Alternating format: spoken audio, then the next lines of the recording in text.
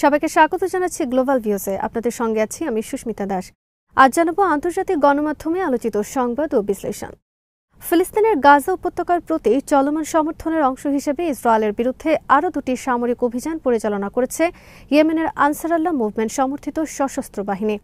বাহিনীর মুখপাত্র brigadier general Yahya সারি মঙ্গলবার রাতে জানান, প্রথম অভিযানে প্যালেস্টাইন 2 হাইপারসনিক ব্যালিস্টিক ক্ষেপণাস্ত্রের মাধ্যমে তেল আবিবের এলাকায় একটি সংবেদনশীল লক্ষ্যবস্তুতে আঘাত হানা হয়। দ্বিতীয় অভিযানে মানববিহীন ড্রোন ব্যবহার করে দক্ষিণ ইসরায়েলের এইলাত অঞ্চলের রামন বিমানবন্দরকে লক্ষ্যবস্তু করা হয়। সারি জানান, দুটি অভিযানই সফলভাবে তাদের লক্ষ্য পূরণ করেছে, যার ফলে লাখ লাখ ইহুদি বসতি স্থাপনকারী আশ্রয়কেন্দ্রে পালিয়ে যেতে বাধ্য হন। তিনি বলেন, এই অভিযান ফিলিস্তিনি জনগণের প্রতি সংহতি প্রকাশ এবং ইয়েমেনের বিরুদ্ধে সাম্প্রতিক ইসরায়েলি আগ্রাসনের জবাবে পরিচালিত হয়।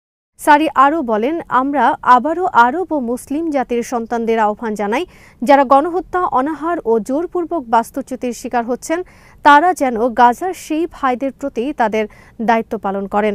সারি সতর্ক করেন, যদি আঞ্চলিক দেশগুলো দৃঢ়ভাবে দাঁড়িয়ে প্রতিরোধ না করে, তবে ইসরায়েলি আগ্রাসন গোটা অঞ্চলে ছড়িয়ে পড়বে।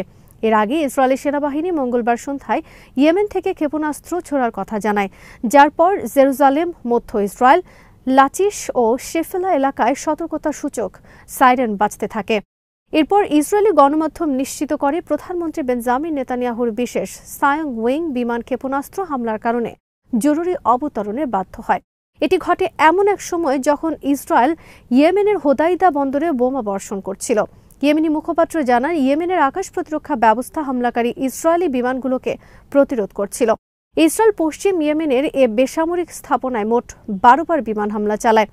আল মায়দিনের প্রতিবেদক জানান, জাতিসংঘ দলের মাধ্যমে পরিচালিত ও ব্যবহৃত হোদাইদা বন্দরকে বারবার ইসরায়েলি দখলদার বাহিনী লক্ষ্যবস্তু করছে। এই পরিস্থিতির মধ্যেই ইয়েমেনি সশস্ত্র বাহিনী ইসরায়েলে বারবার আঘাত হানা এবং ইসরায়েলি বন্দরগুলোর দিকে জাহাজ চলাচলে নিষেধাজ্ঞার মতো পদক্ষেপগুলো বজায় রেখেছে। এর আগে 13 সেপ্টেম্বর তারা সংবেদনশীল ইসরায়েলি লক্ষ্যবস্তুতে ক্ষেপণাস্ত্র হামলা চালান। ব্রিগেডিয়ার সারি এক বিবৃতিতে বলেন, ওই অভিযানে একাধিক ওয়ারহেড সমৃদ্ধ প্যালেস্টাইন 2 হাইপারসনিক ক্ষেপণাস্ত্র ব্যবহার করে তেল আবিব মহানগর অঞ্চলে আঘাত করা হয়। এর আগের দিন তারা নাকাবের সংবেদনশীল ইসরায়েলি সামরিক স্থাপনা এবং এইলাতের রামন বিমানবন্দর লক্ষ্য করে দুটি শীর্ষ পর্যায়ের অভিযান পরিচালনা করেন, যেখানে একটি হাইপারসনিক ব্যালিস্টিক ক্ষেপণাস্ত্র এবং 3টি ড্রোন ব্যবহার করা হয়। ইয়েমেনে সশস্ত্র বাহিনী বলেছে, যে কোনো ত্যাগের বিনিময়ে তারা গাজার ভাইদের সহায়তায় ইসরায়েলের বিরুদ্ধে সামরিক অভিযান অব্যাহত রাখবেন। গাজা সিটিতে স্থল আগ্রাসন শুরু করেছে ইসরায়েল। প্রায় 2 বছর ধরে চলমান আগ্রাসনের বিরুদ্ধে তীব্র আন্তর্জাতিক নিন্দা উপেক্ষা করে এই অভিযান শুরু হলো। এমনকি প্রতিরোধ সংগঠন হামাসের হাতে আটক ইসরায়েলি বন্দীদের পরিবারের পক্ষ থেকেও এর প্রচণ্ড বিরোধিতা এসেছে। এই আগ্রাসনের বিষয়ে কড়া হুঁশিয়ারি দিয়েছে হামাস। সংগঠনটি এক বিবৃতিতে জানিয়েছে, গাজা সিটিতে ইসরায়েলি আগ্রাসন অভূতপূর্ব বর্বরতাপূর্ণ। তারা বলেছেন, এই অভূতপূর্ব বর্বর জায়নবাদী আগ্রাসন ফিলিস্তিনি জনগণের বিরুদ্ধে চলমান পদ্ধতিগত গণহত্যার নতুন অধ্যায় ছাড়া আর কিছু নয়। হামাস আরও বলেছে, এই হামলার সম্পূর্ণ দায়ভার যুক্তরাষ্ট্রের ওপর বর্তায়। আন্তর্জাতিক সব নিয়ম ও আইন লঙ্ঘন করে চলমান এসব অপরাধ মার্কিন প্রশাসনের প্রকাশ্য রাজনৈতিক ও সামরিক ছত্রছায়ায় সংঘটিত হচ্ছে। আমরা যুক্তরাষ্ট্রকে গাজায় সংঘটিত গণহত্যা ও জাতিগত নির্মূলের মূল সহযোগী হিসেবে বিবেচনা করি। সংগঠনটি আন্তর্জাতিক সম্প্রদায়, বিশেষ করে আরব ও ইসলামী দেশগুলোর প্রতি যুদ্ধ বন্ধ করতে ইসরায়েলকে বাধ্য করার আহ্বান জানিয়েছে। ইসরায়েলের সামরিক বাহিনী জানিয়েছে, গাজা সিটিতে তারা নতুন ও সম্প্রসারিত স্থল অভিযান শুরু করেছে। ইসরায়েলি কর্মকর্তাদের মতে, এটি হামাসের শেষ কয়েকটি ঘাঁটির একটি। অবরুদ্ধ গাজার এই অঞ্চলে এতদিন ইসরায়েলি প্রতিরক্ষা বাহিনী পুরোপুরি প্রবেশ করেনি। ইরানের প্রেসিডেন্ট মাসুদ পেজিশকিয়ান বলেছেন, বর্তমান পরিস্থিতিতে প্রধান মুসলিম দেশগুলো, বিশেষ করে সৌদি আরবের অত্যন্ত গুরুত্বপূর্ণ দায়িত্ব রয়েছে। তিনি বলেন, ইসলামী দেশগুলোর মধ্যে ঐক্য প্রতিষ্ঠিত হলে ইসরায়েলি আগ্রাসন রোধ করা সম্ভব। পেজিশকিয়ান কাতারের দোহা ইসলামী দেশগুলো ও আরব লীগের জরুরি সম্মেলনের ফাঁকে সৌদি ক্রাউন প্রিন্স মোহাম্মদ বিন সালমানের সঙ্গে বৈঠকে এই মন্তব্য করেন। ইরানি প্রেসিডেন্ট জোর দিয়ে বলেন, ইসলামী দেশগুলো ঐক্যবদ্ধ থাকলে ইসরায়েল কোনো মুসলিম দেশে হামলা বা দখল করার সাহস করবে না। তিনি আরও বলেন, সৌদি আরব ইসলামী দেশগুলোর ঐক্যের পথে গুরুত্বপূর্ণ ভূমিকা পালন করতে পারে। এ সময় বিন সালমান ইরান, সৌদি আরব ও তুরস্কের মতো বড় ইসলামী দেশগুলোর মধ্যে সম্পর্ক সম্প্রসারিত হওয়ায় সন্তোষ প্রকাশ করেন। সৌদি ক্রাউন প্রিন্স বলেন, ইসলামী দেশগুলোকে দীর্ঘমেয়াদে আরও শক্তিশালী হতে হবে, যাতে তারা ইসলামী বিশ্বে নিজেদের স্বাধীনতা ও মর্যাদা আরও কার্যকরভাবে রক্ষা করতে পারে এবং জায়নবাদী আগ্রাসন ও বাড়াবাড়ি প্রতিরোধ করতে সক্ষম হয়। তিনি আরও বলেন, আমাদের অঞ্চল এক বিশেষ পরিস্থিতির মধ্য দিয়ে যাচ্ছে। এ পরিস্থিতিতে আমাদের, আপনাদের এবং অন্যান্য ইসলামী দেশের মধ্যে সহযোগিতা ও ঐক্য জোরদার করার কোনো বিকল্প নেই, বরং এটি একটি আবশ্যিক প্রয়োজন। মিশরের প্রেসিডেন্ট আবদেল ফাত্তাহ আল সিসির সঙ্গেও বৈঠক করেন ইরানের প্রেসিডেন্ট। সেখানে পেজেশকিয়ান বলেন, ইসলামী দেশগুলোর মধ্যে ঐক্য ও সংহতি শক্তিশালী করাই ইসরায়েলি অপরাধের পুনরাবৃত্তি ও ধারাবাহিকতা মোকাবেলার সবচেয়ে কার্যকর উপায়।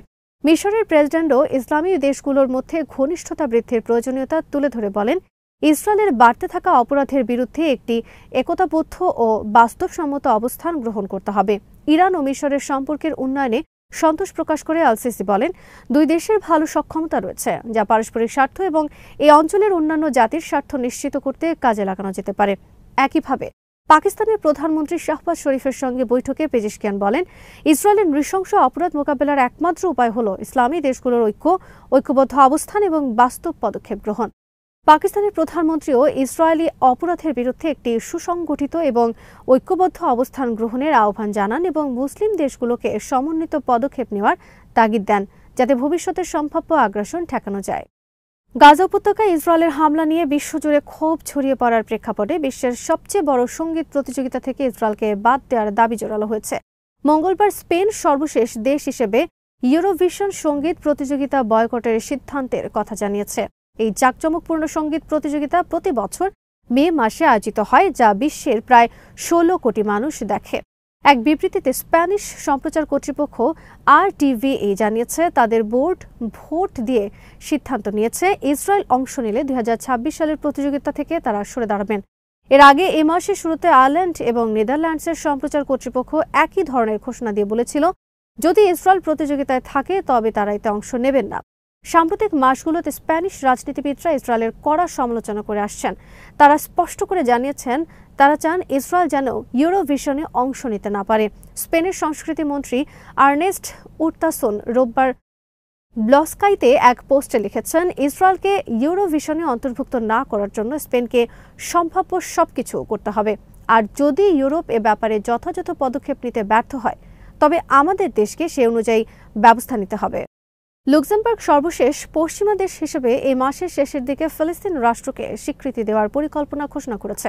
23 সেপ্টেম্বর শুরু হতে যাওয়া জাতিসংঘ সাধারণ পরিষদের অধিবেশনে অন্যান্য দেশের সঙ্গে পরামর্শ করে এ বিষয়ে চূড়ান্ত সিদ্ধান্ত নেবে বলে জানিয়েছে দেশটি। স্থানীয় গণমাধ্যমের খবরে বলা হয়, সোমবার প্রধানমন্ত্রী লুক ফ্রেডেন এবং পররাষ্ট্রমন্ত্রী জাভিয়ার ব্যাটেল এ নিয়ে সংসদীয় কমিশনের ঘোষণা দেন। ছোট ওই ইউরোপীয় দেশটি দীর্ঘদিন ধরে মধ্যপ্রাচ্য সংকটের দ্বিরাষ্ট্রভিত্তিক সমাধানকে সমর্থন করে আসছে, তবে এখনও আনুষ্ঠানিকভাবে ফিলিস্তিনি সার্বভৌমত্বকে স্বীকৃতি দেয়নি। লুক্সেমবার্গ হল 7ম পশ্চিমা দেশ যারা ফিলিস্তিনকে স্বীকৃতি দেওয়ার পরিকল্পনা ঘোষণা করল। এর আগে ফ্রান্স, যুক্তরাজ্য, কানাডা, অস্ট্রেলিয়া, বেলজিয়াম ও মাল্টা একই ঘোষণা দিয়েছে। পর্তুগালের মধ্য ডানপন্থী সরকার জানিয়েছে তারা এ বিষয়ে বিবেচনা করছে এবং এরই মধ্যে অন্যান্য রাজনৈতিক দল ও দেশের প্রেসিডেন্টের সঙ্গে আলোচনা করেছে। ইসরায়েল আশঙ্কা করছে আসন্ন জাতিসংঘ সাধারণ পরিষদে বহু দেশ ফিলিস্তিনকে স্বীকৃতি দিতে পারে। ইসরায়েল গণমাধ্যমের তথ্য বলছে, সরকারি কর্মকর্তারা ধারণা করছেন আগামী সপ্তাহেই প্রায় 17টি দেশ এই পদক্ষেপ নিতে পারে। তবে যুক্তরাষ্ট্র দৃঢ়ভাবে ফিলিস্তিনকে স্বীকৃতি দেওয়া নিয়ে ইউরোপীয় দেশগুলোর পদক্ষেপের বিপক্ষে অবস্থান নিয়েছে। ইসরায়েলের ঘনিষ্ঠ মিত্র জার্মানি স্বীকৃতির সম্ভাবনা নাকচ করেছে। তবে গত সপ্তাহে তারা জাতিসংঘের একটি প্রস্তাবকে সমর্থন দিয়েছে, যেখানে দ্বিরাষ্ট্রভিত্তিক সমাধানের পথে সুনির্দিষ্ট সময়সীমাবদ্ধতা ও অপরিবর্তনীয় পদক্ষেপ নেওয়ার আহ্বান জানানো হয়। জাপানের সরকারও চাপের মুখে রয়েছে। গত সপ্তাহে দেশটির প্রায় অর্ধেক পার্লামেন্ট সদস্য ফিলিস্তিনকে স্বীকৃতি দেওয়ার আহ্বান জানিয়েছেন। বর্তমানে জাতিসংঘের 193টি সদস্য রাষ্ট্রের মধ্যে 147টি দেশ ফিলিস্তিনকে একটি স্বাধীন রাষ্ট্র হিসেবে স্বীকৃতি দিয়েছে। আজ এখানেই শেষ করছি। সবাই ভালো থাকুন, সুস্থ থাকুন আর দেখতে থাকুন বিডি ভিউজ। চ্যানেলটি ভালো লাগলে সাবস্ক্রাইব করুন। সংযুক্ত থাকুন আমাদের ফেসবুক পেজে।